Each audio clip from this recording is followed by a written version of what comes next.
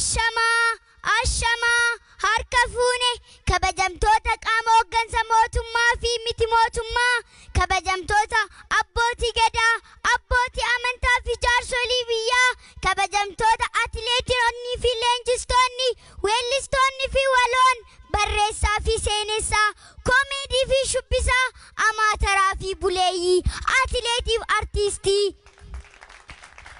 duraan dursee bakka gabacha ayyaana qillee bara 2011 mana gooticha atileetii abbaa seenaa atileet Fayyisaa Leellisaatti kabajamuun nagaan geessan baga geessan anaa dhufuun jedha kanatti aansuun ani xobbeen keessan walaloo abadan biyyan diigu jedhu waanan isinii dhiyeessuuf as kanna waliin jirtan fodde televiziiniitiin kan na daawwattaniif bakka jirtanitti raadiyoon kan na caqastan hamilee ho'aa fi fuula ifaannaaf simatanii akka dhandhamtan kabajaa fi jaalalaan sin gaafachaa OBN miidiyaa Oromoo bilisoome ijaaf gurra uummataa ta'ee jaalatame sagantaa seena qabeessa ta'e kanarratti na affeeruu isaatiif maqaa daa'imman Oromiyaa maraatiin onneerraan galateeffadha na waliin tura galatooma. Ashama akkam jirtu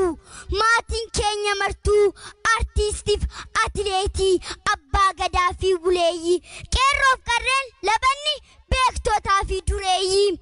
addaaf addunyaa qabdu haadaan keessan hawwata gootichi maaraatoonii fayyoon siniin booneera naaf argadhaa galata har'a guyyaan ayyaana bohaaruu fi taphachuu manni gootaa guutuudha Omas murtan unachuu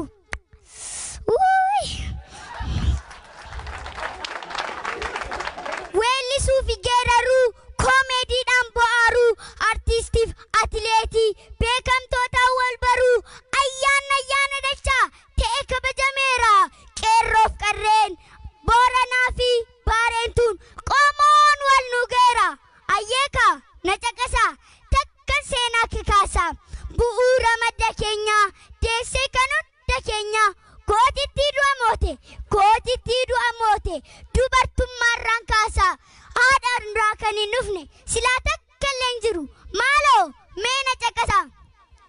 dur bara durii bara sirni didde bara dubartummaan gadaantummaa taate bara dur badhalchuun qaanii taate dubartii dhalate nan badee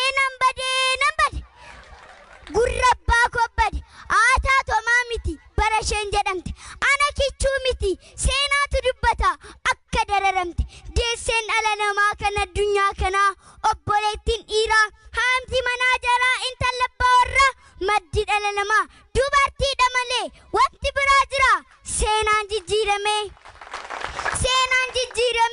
dubartiin barattee mirga isheef qabsooftee bilisa of baastee seenaatti fufsiisuuf labata dhaalchisuuf bu'uura keessatti eenyummaa ishee ibsuuf durbi barattuudha achumaan barsiistuu doktaraaf paayilettii saayintistii guutuu injiinara hawwaa jeneraala raayyaa artiistiif atileetii barreessituu seenaa xiinxaltuu siyaasaa dippiloomatii alaaf geessaa gariin ministeera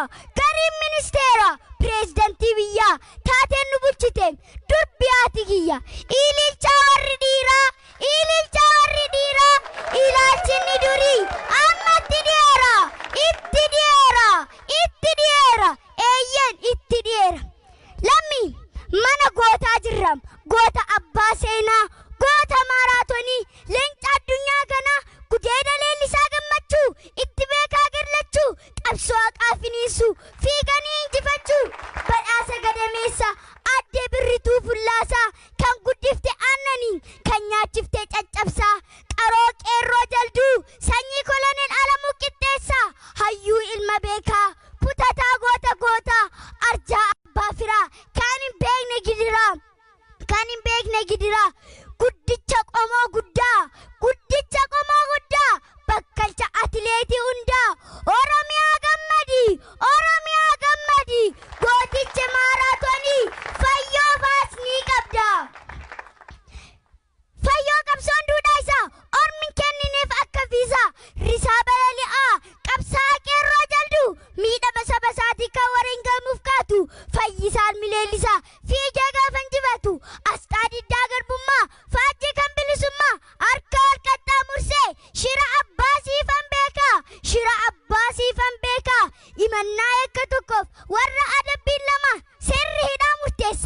Baqsaa miila harcaasaa warra abbaa seera lamaa warra harki dhiigaaf gumaa warra jeenoosaayidii warra quufne tasumaa fayyootu fabaase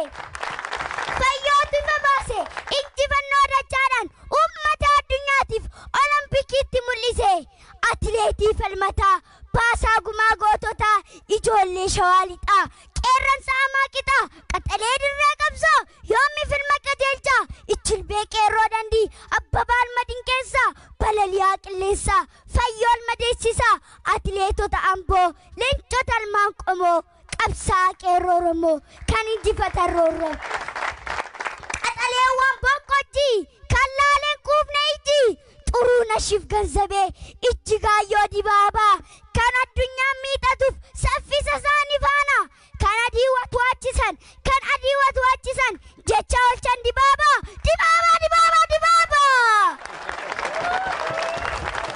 angafti atileetii kormeen giftii dubartii tatarsaastu qilleensa balaliitu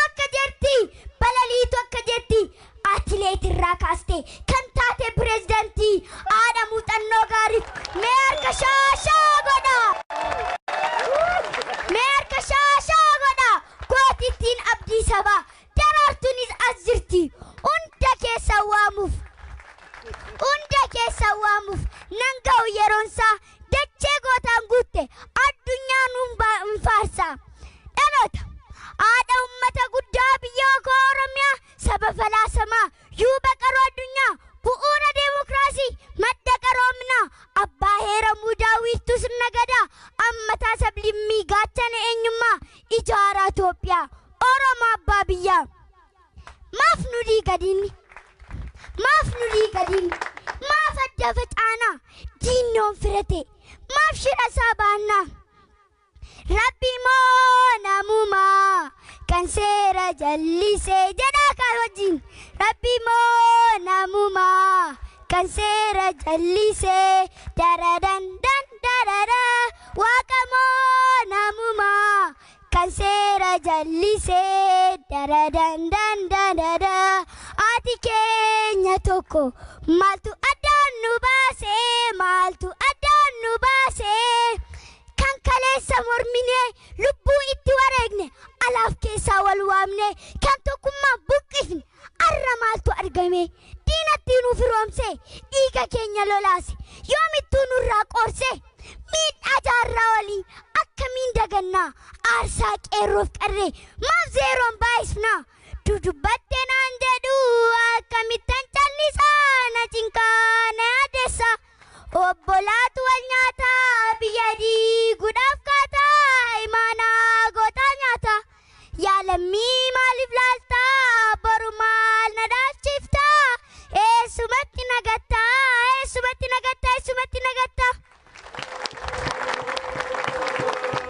artistii kalaqii tokkummaa hundeessi atileetii fiigi tokkummaa jabeessi qeerroof qarreen kaa'i jaarsaaf jaartiin tumsi haadha siiqqee kaa'i aangoo kee mul'isi abbaan gadaa dursi jeequmsa dhaabsisi OBN lallabi Oromoo tokkoomsi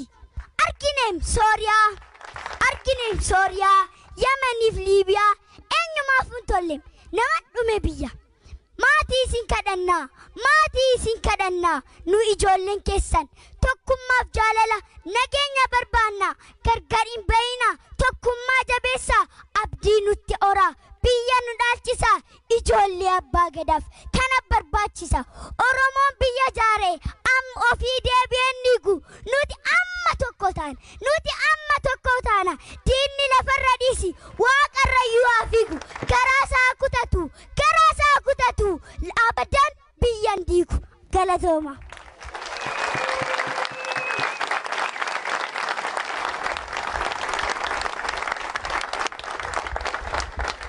Abbaa kee yaamime maqaasaa guutuu yaamiti. Gizaachoo Walda Tsaadiq. Obbo Gizaachoo Walda Tsaadiq barsiisaa turanii amma immoo aadaaf turizimii keessaa akka hojjetan quba qabnaa. Mee haamleedha akkuma dhaabattanitti obbo Gizaachoo garanatti nu gaggeessa. Hangafti seeneetis jirti hin beekna waan ta'eef jechaadha. Amma barattoota cimtuudha jarri lachuu jechaadha. Hangafti ishee yeroo ammaa kana mana barnootaa bultii addaa Odaa Adaamaatti barachaa jirti barattuu kutaa 10ti qormaata biyyoolessaa fudhatti. Seenet immoo akkuma Fayyisaa baadiyyaa jalduutti barachuuf turte carraan dhaloota ishee jechaadha.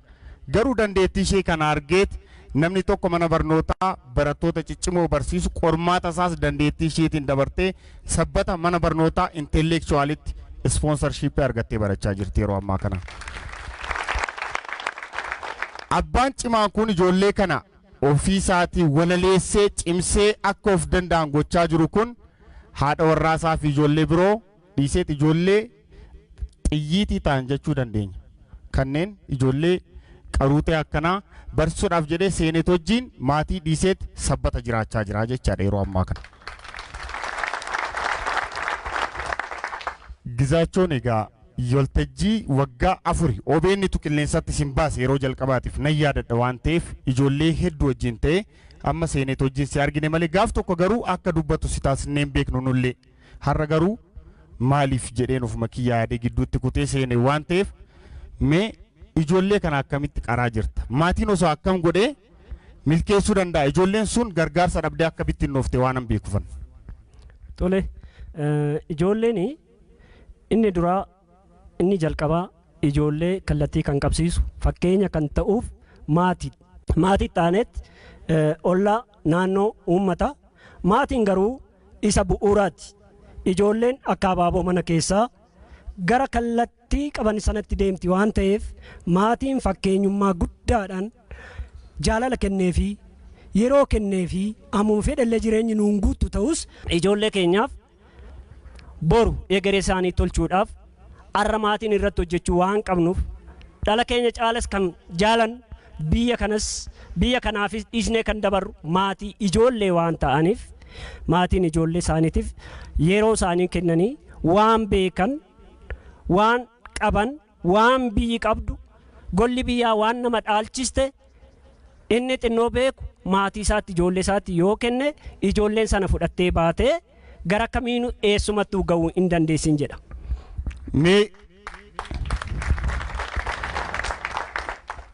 Obbo Dibaabaa Qananii irraan atileetii Shammojaa Oromoo fi biyyaaf kennan. Seenet booda immoo kan biraa jirti moo? Eeyyeen Seenet booda isheen xiqqoo hin jirti amma waggaa 2 ishee keessa jirti. Kanaafuu gaafa afaan hiikkattu qilleensa irratti eegna jechaadha isheellee obbo Gizaachoos Seenetis sirriitti haamleedhaan iddoo isaaniitti nuus madda ulfaadha.